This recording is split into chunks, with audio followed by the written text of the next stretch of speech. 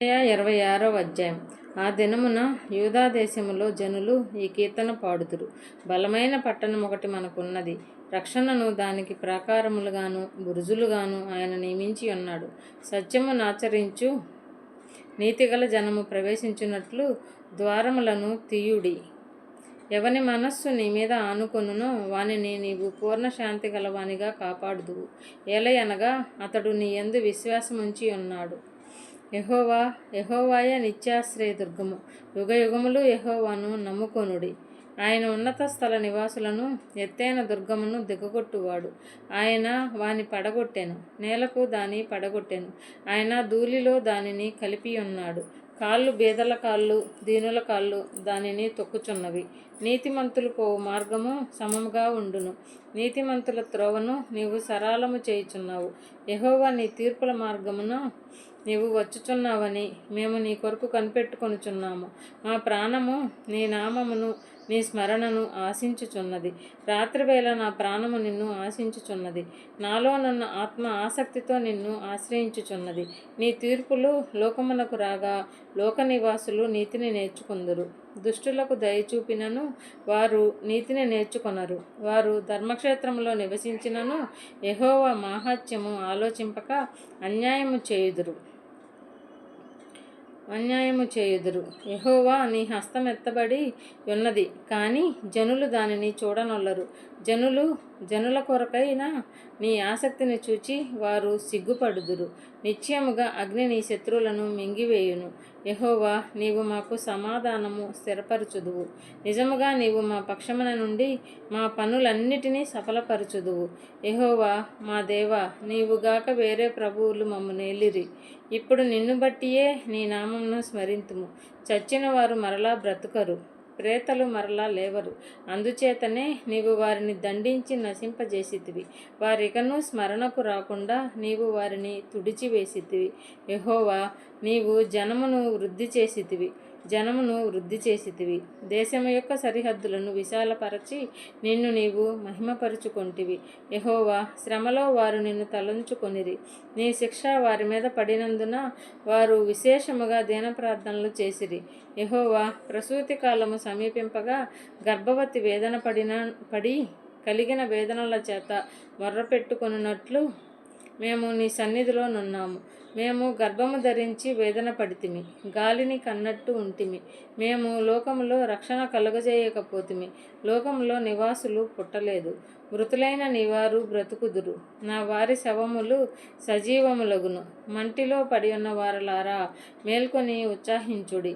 నీ మంచు ప్రకాశమానమైన మంచు భూమి తనలోని ప్రేతలను సజీవులుగా చేయును. నా జనమా, ఇదిగో, వారి దోషమును బట్టి భూనివాసులను శిక్షించుటకు యెహోవా తన నివాసములో నుండి వెడలి వచ్చుచున్నాడు.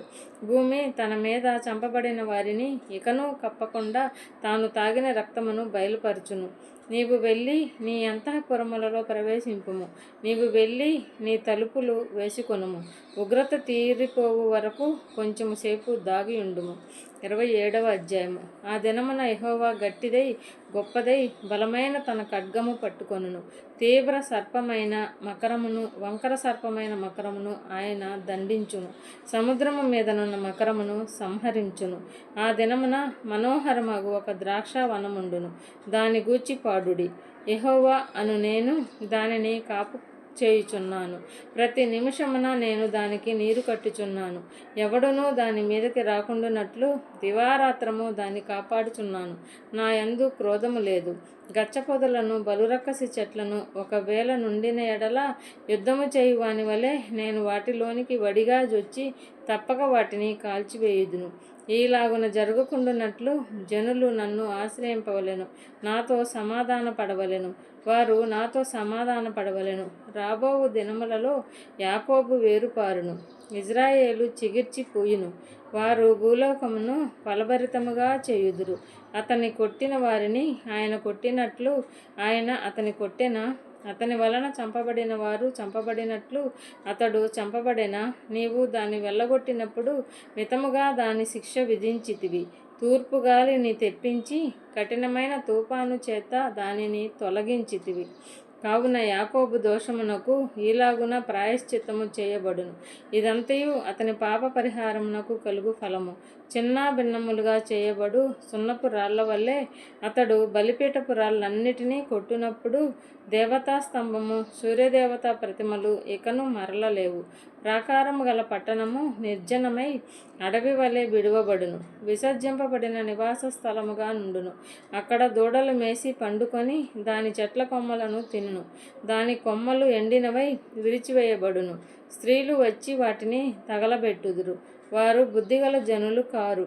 వారిని సృజించిన వాడు వారి యందు జాలిపడడు. వారిని పుట్టించిన వాడు వారికి దయచూపడు. ఆ దినమున యూఫ్రటీసు నదీ ప్రవాహము మొదలుకొని ఐగుప్తు నది వరకు యెహోవా తన ధాన్యమును త్రొక్కును. ఇజ్రాయేలీలారా, మీరు ఒకరినొకరు కలుసుకొని కూర్చబడుదురు. ఆ దినమున పెద్ద బోర ఊదబడును. అష్షూరు దేశములో నశింప సిద్ధమైన వారును, ఐగుప్తు దేశములో వెలివేయబడిన వారును వచ్చెదరు. యెరూషలేములోనున్న పరిశుద్ధ పర్వతమున యెహోవాకు నమస్కారము చేయుదురు. 28వ అధ్యాయము. త్రాగుబోతులకు ఎఫ్రాయిమీయుల అతిశయ కిరీటమునకు శ్రమ. వాడిపోవుచున్న పుష్పము వంటి వారి సుందర భూషణమునకు శ్రమ. ద్రాక్షారసము వలన కూలిపోయిన వారి ఫలవంతమైన లోయ తలమీదనున్న కిరీటమునకు శ్రమ. ఆలకించుడి, బల పరాక్రమములు గలవాడొకడు ప్రభువుకు ఉన్నాడు. ప్రచండమైన వడగండ్లను, ప్రచండమైన జలముల ప్రవాహమును, ప్రచండమైన వరదయు కొట్టివేయునట్లు ఆయన తన బలము చేత పడద్రోయువాడు. త్రాగుబోతులకు ఎఫ్రాయిమీయుల అతిశయ కిరీటము కాళ్ళతో తొక్కపడును. ఫలవంతమైన లోయ తల్ల మీద నున్న వాడిపోవు పుష్పము వంటి దాని సుందర భూషణము వసంతకాలము రాకమునుపు పండిన మొదటి అంజూరపు పండు వలె అగును. దాని కనుగొనువాడు దాన్ని చూడగానే అది వాని చేతిలో పడిన వెంటనే అది మింగివేయబడును. ఆ దినమున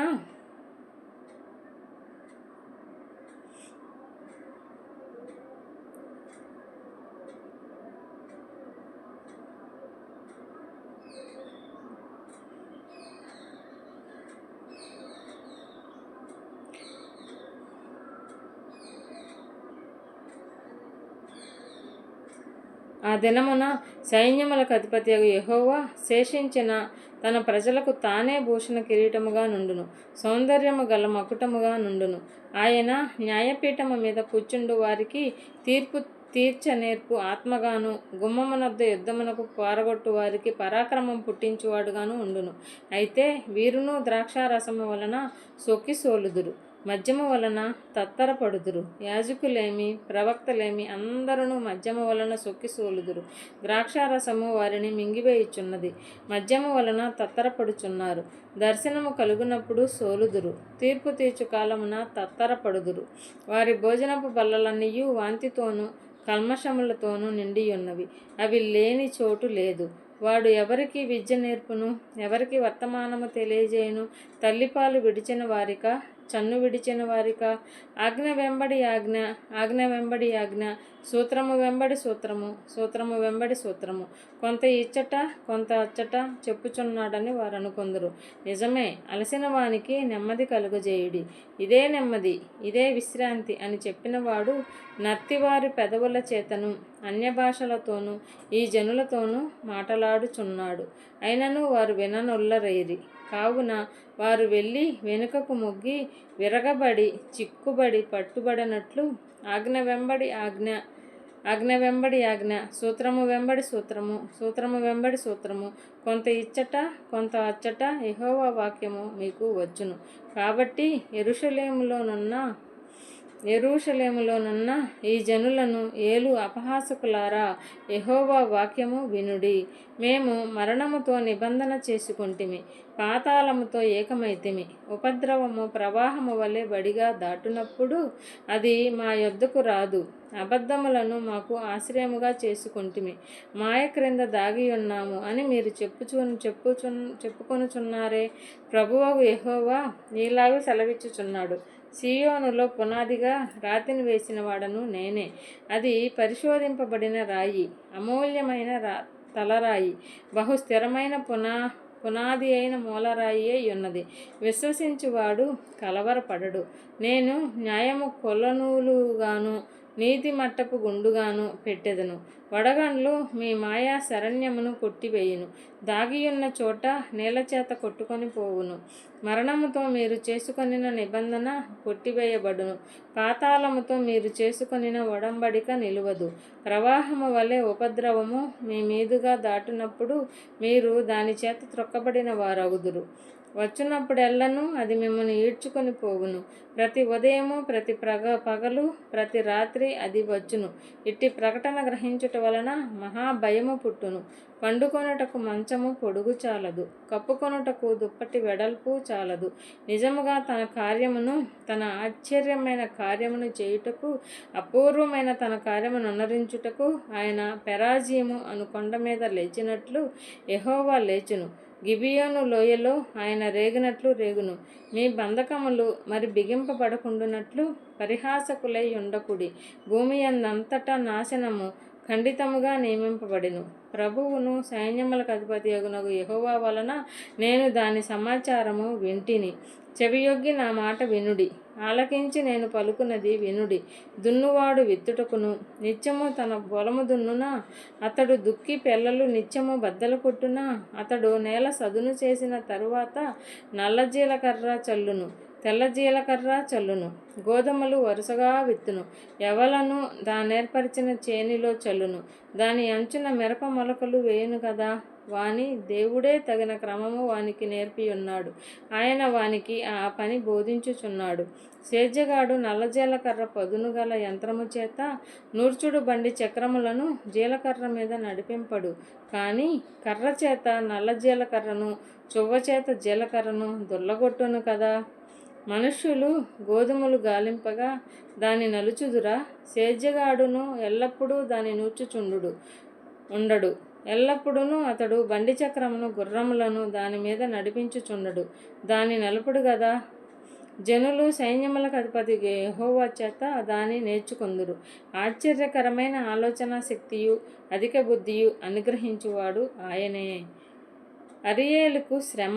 దావీదు దండు దిగిన అరియేలు పట్టణమునకు శ్రమ. సంవత్సరము వెంబడి సంవత్సరము గడవనీయండి. పండుగలను క్రమముగా జరగనీయుడి. నేను అరియేలును బాధింపగా దుఃఖమును విలాపమును కలుగును. అందుచేత అది నిజముగా నాకు అగ్నిగుండమగును. నేను నీతో యుద్ధము చేయుచు నీ చుట్టూ శిబిరము వేయుదును. నీకెదురుగా కోటగట్టి ముట్టడి దెబ్బ వేయుదును. అప్పుడు నీవు అనపబడి నేల నుండి పలుకుచుందువు. నీ మాటలు నేల నుండి ఒకడు గుసగుసలాడునట్లుండును. కర్ణపిశాచి స్వరము వలె నీ స్వరము నేల నుండి వచ్చును. నీ పలుకు ధూళిలో నుండి గుసగుసలుగా వినబడును. నీ శత్రువుల సమూహము లెక్కకు ఇసుక రేణువులంత విస్తారముగా నుండును. బాధించు వారి సమూహము ఎగిరిపోవు పొట్టువలే నుండును. హఠాత్తుగా ఒక్క నిమిషంలోనే ఇది సంభవించును. ఉరుముతోనూ భూకంపముతోనూ మహాశబ్దముతోనూ సుడుగాని తుఫానులతోనూ దహించు అగ్ని జ్వాలలతోనూ సైన్యములకు అధిపతి యెహోవా దానిని శిక్షించును. అరీయేలుతో యుద్ధము చేయు సమస్త జనుల సమూహమును, దాని మీదను దాని కోట మీదను యుద్ధము చేయువారును, దాని బాధపరచు వారందరూ రాత్రి కన్న స్వప్నము వలె ఉందురు. ఆకలి కొన్నవాడు కలలో భోజనము చేసి మేల్కొనగా వాని ప్రాణము తృప్తిపడకపోయినట్లును, దప్పికొనిన వాడు కలలో పానము చేసి మేల్కొనగా సొమ్మసిల్లిన వాని ప్రాణము ఇంకనూ ఆశగొని ఉన్నట్లును సీయోను కొండ మీద యుద్ధము చేయ జనముల సమూహం అంతటికి సంభవించును. జనులారా, తేరి చూడుడి, విస్మయముందుడి, మీ కండ్లను చెడగొట్టుకొనుడి. గుడ్డివారగుడి. ద్రాక్షారసము లేకయే వారు మత్తులై ఉన్నారు. మద్యపానము చేయకయే తూలుతున్నారు. యెహోవా మీ మీద గాఢ నిద్రాత్మను కుమ్మరించి ఉన్నాడు. మీకు నేత్రములుగా ఉన్న ప్రవక్తలను చెడగొట్టి ఉన్నాడు. మీకు శిరస్సులుగా ఉన్న దీర్ఘదర్శులకు ముసుగు వేసి ఉన్నాడు. దీనినంతటినీ గూర్చిన ప్రకటన గూఢమైన గ్రంథవాక్యముల వలె ఉన్నది. ఒకడు నీవు దయచేసి దీని చదువుమని చెప్పి అక్షరములు తెలిసిన వానికి దానిని అప్పగించుము. అతడు అది నా వలన కాదు, అది గూఢార్థముగా ఉన్నదని చెప్పును. మరియు నీవు దయచేసి దీని చదువుమని చెప్పి అక్షరములు తెలియని వానికి దానిని అప్పగించును. అతడు అక్షరములు నాకు తెలియవు అనును. ప్రభు ఈలాగు సెలవిచ్చి ఉన్నాడు, ఈ ప్రజలు నోటి మాటతో నా యొద్దకు వచ్చుచున్నారు, పెదవులతో నన్ను ఘనపరచుచున్నారు, కానీ తమ హృదయమును నాకు దూరముగా చేసుకొని ఉన్నారు. వారు నా ఎడల చూపు భయభక్తులు మానవుల విధులను బట్టి వారు నేర్చుకొనినవి కాగా, నేను మరలా ఈ జనుల ఎడల ఒక ఆశ్చర్యకారము జరిగింతును, బహు ఆశ్చర్యముగా జరిగింతును. వారి జ్ఞానుల జ్ఞానము వ్యర్థమగును, వారి బుద్ధిమంతుల బుద్ధి మరుగైపోవును. తమ ఆలోచనలు యెహోవాకు కనబడకుండా లోపల వాటిని మరుగు చేయజూచు వారికి శ్రమ. మమ్మునెవరు చూచెదరు, మా పని ఎవరికి తెలియను అనుకొని చీకటిలో తమ క్రియలు జరిగించు వారికి శ్రమ. అయ్యో, మీరెంత మూర్ఖులు! కుమ్మరికిని మంటికిని భేదము లేదని ఎంచదగునా? చేయబడిన వస్తువు దాని చేసిన వారి గూర్చి ఇతడు నన్ను చేయలేదనవచ్చునా? రూపింపబడిన వస్తువు రూపించిన వాని గూర్చి ఇతనికి బుద్ధి లేదనవచ్చునా? ఇకను కొద్ది కాలమైన తరువాతనే గదా లెబానోను ప్రదేశము ఫలవంతమైన పొలము వనమని ఎంచబడును. ఆ దినమున చెవిటివారు గ్రంథవాక్యములు విందురు. అంధకారము కలిగినను గాఢాంధకారము కలిగినను గ్రుడ్డివారు కనులారా చూచెదరు. యెహోవా యందు దీనులకు సంతోషము అధికమగును. మనుషులలో బీదలు ఇజ్రాయేలు యొక్క పరిశుద్ధ దేవుని యందు ఆనందించెదరు. బలాత్కారులు లేకపోదురు, పరిహాసకులు నశించెదరు. కీడు చేయ యత్నించుచు ఒక్క వాద్యమును బట్టి ఇతరులను పాపులునుగా చేయుచు గుమ్మములో తమ్మును గద్దించు వానిని పట్టుకొనవలెనని ఉరినొడ్డుచు మాయమాటల చేత నీతిమంతుని పడద్రోయువారు నరకబడుదురు. అందుచేతను అబ్రాహామును విమోచించిన యెహోవా యాకోబు కుటుంబమును గూర్చి ఈలాగూ సెలవిచ్చుచున్నాడు, ఇక మీదట యాకోబు సిగ్గుపడడు, ఇక మీదట అతని ముఖము తెల్లబారదు. అతని సంతానపు వారు తమ మధ్య నేను చేయు కార్యమును చూచున్నప్పుడు నా నామమును పరిశుద్ధపరచుదురు. యాకోబు పరిశుద్ధ దేవుని పరిశుద్ధపరచుదురు. ఇజ్రాయేలు దేవునికి భయపడుదురు. చంచల బుద్ధి గలవారు వివేకులగుదురు. సనుగువారు ఉపదేశమునకు లోబడుదురు. 30వ అధ్యాయము. యెహోవా వాక్కు ఇదే, లోబడని పిల్లలకు శ్రమ. పాపమునకు పాపము కూర్చుకొనున్నట్లుగా వారు నన్ను అడుగక ఆలోచన చేయుదురు. నా ఆత్మ నియమింపని సంధి చేసుకొందురు. వారు నా నోటి మాట విచారణ చేయక ఫరో బలము చేత తమ్మును తాము బలపరుచుకొనుటకు ఐగుప్తు నీడను శరణుజొచ్చుటకు ఐగుప్తునకు ప్రయాణము చేయుదురు. ఫరో వలన కలుగు బలము మీకు అవమానకరమగును. ఐగుప్తు నీడను శరణుజొచ్చుట వలన సిగ్గు కలుగును. యాకోబు వారి అధిపతులు సోయానులో కనబడినప్పుడు, వారి రాయబారులు హనేసులో ప్రవేశించున్నప్పుడు వారందరూ తమకు అక్కరకు రాకయే సహాయమునకైనను ఏ ప్రయోజనమునకైనను పనికిరాక సిగ్గును నిందయు కలుగజేయు ఆ జనుల విషయమై సిగ్గుపడుదురు. దక్షిణ దేశములో నున్న క్రూర మృగములను గూర్చిన దేవోక్తి. సింహాసనములు పాములను తాపకరమైన మిడునాగులు నున్న మిక్కిలి శ్రమ బాధలు గల దేశము గుండా వారు గాడిద పిల్లల వీపుల మీద తమ ఆస్తిని, ఒంటెల మూపుల మీద తమ ద్రవ్యములను ఎక్కించుకొని తమ సహాయము చేయలేని జనమునొద్దకు వాటిని తీసుకొని పోవుదము. ఐగుప్తు వల్లని సహాయము పనికిమాలినది, నిష్ప్రయోజనమైనది. అందుచేతను ఏమీయూ చేయక ఊరకుండు గప్పాలమారి అని దానికి పేరు పెట్టుచున్నాను. రాబోవు దినములలో చిరకాలము వరకు నిత్యము సాక్ష్యార్థముగా నుండునట్లు నీవు వెళ్ళి వారి ఎదుట పలక మీద దేని వ్రాసి గ్రంథములో లిఖింపుము. వారు తిరగబడు జనులు, అబద్ధమాడు పిల్లలు, యెహోవా ధర్మశాస్త్రము విననొల్లని పిల్లలు, దర్శనము చూడవద్దని దర్శనము చూచువారితో చెప్పువారును, యుక్తవాక్యములను మాతో ప్రవచింపకుడి, మృదువైన మాటలనే మాతో పలుకుడి, మాయా దర్శనములను కనుడి, అడ్డము రాకుండుడి, త్రోవ నుండి తొలుగుడి, ఇజ్రాయేలు పరిశుద్ధ దేవుని సంగతి మా ఎదుట ఎత్తకుడి అని భవిష్యత్ జ్ఞానులతో పలుకువారునై ఉన్నారు. అందుచేతను ఇజ్రాయేలు యొక్క పరిశుద్ధ దేవుడు ఈలాగూ సెలవిచ్చుచున్నాడు, మీరు ఈ వాక్యము వద్దని త్రోసివేసి బలాత్కారమును కృత్రిమమును నమ్ముకొని అట్టి వాటిని ఆధారము చేసుకుంటిరి కనుక ఈ దోషము మీకు ఎత్తైన గోడ నుండి జోగిపడబోచున్న గోడ అండవలే అగును. అది ఒక్క క్షణములోనే హఠాత్తుగా పడిపోవును. కుమ్మరి కుండ పగులగొట్టబడినట్లు ఆయన ఏమీ విడిచిపెట్టక దాన్ని పగులగొట్టును. పొయ్యిలో నుండి నిప్పు తీయుటకు గాని గుంటలో నుండి నీళ్లు తీయుటకు గాని దానిలో ఒక పెంకైనను దొరకదు.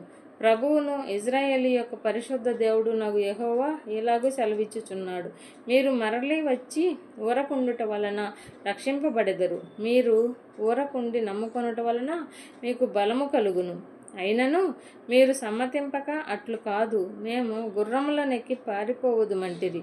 కాగా మీరు పారిపోవలసి వచ్చెను. మేము వడిగల గుర్రములను ఎక్కి పోయేదమంటిరే.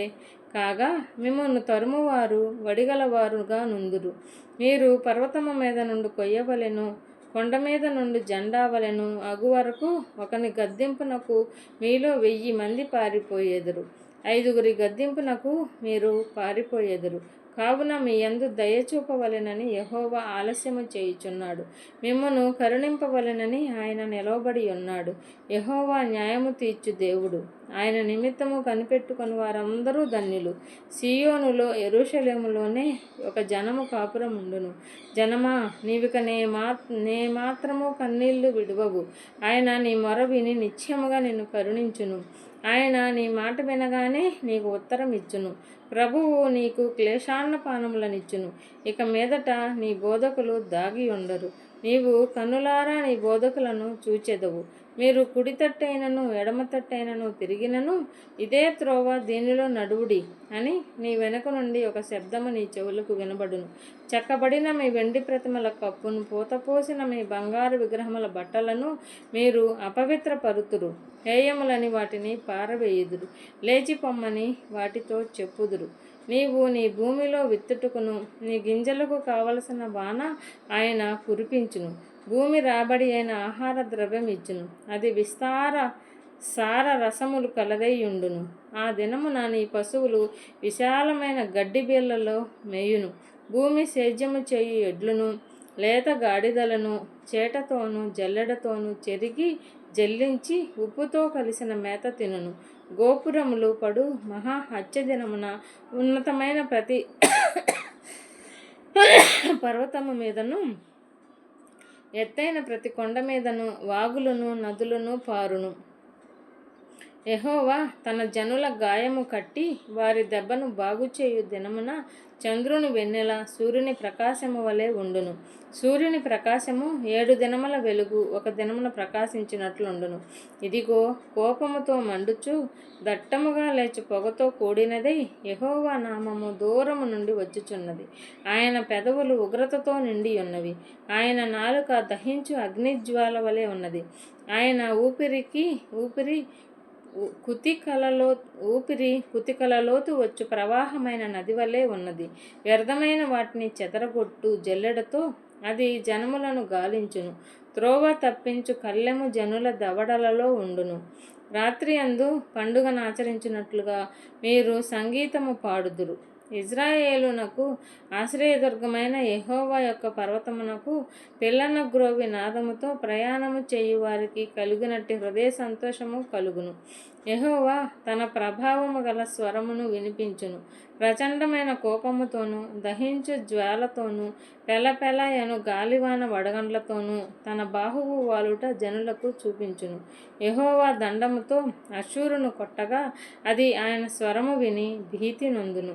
యెహోవా అష్షూరు మీద పడవేయు నియామక దండము వలన ప్రతి దెబ్బ తంబురా సితారాల నాదముతో పడును. ఆయన తన బాహువును వాని మీద ఆడించును, యుద్ధము చేయును. పూర్వము నుండి తోపెతు సిద్ధపరచబడి ఉన్నది. అది మొలెకు దేవతకు సిద్ధపరచబడి ఉన్నది. లోతుగాను విశాలముగాను ఆయన దాన్ని చేసి ఉన్నాడు. అది అగ్నియు విస్తార కాష్టములను కలిగి ఉన్నది. గంధక ప్రవాహము వలె యెహోవా ఊపిరి దాని రగులబెట్టును.